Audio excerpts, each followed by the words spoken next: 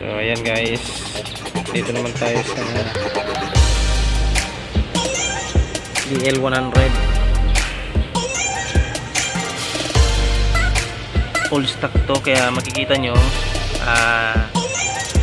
medyo madumi siya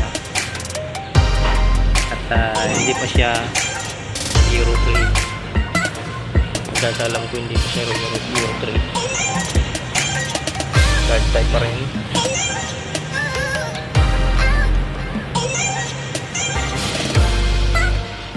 Digger DL100.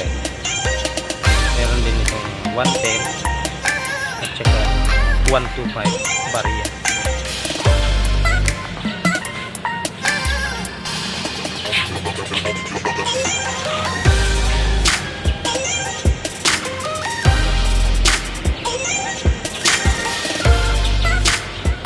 Ang kanya na rear brake light.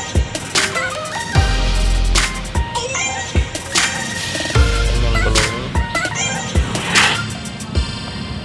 I'm sure kung 75/70 nito.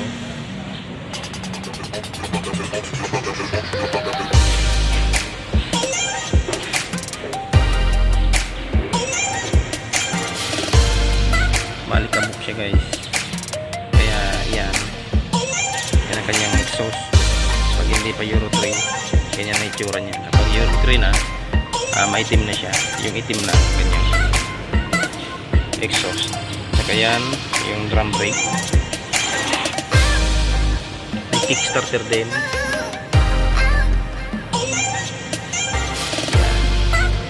Yan itong full stock na ito na Digger DL100.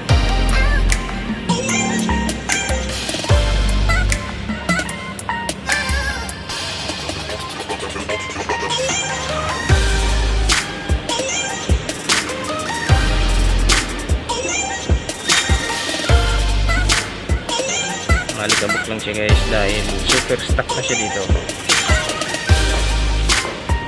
Wala pang delivery sa bagong nilang labas na Euro 3 na ng DL100.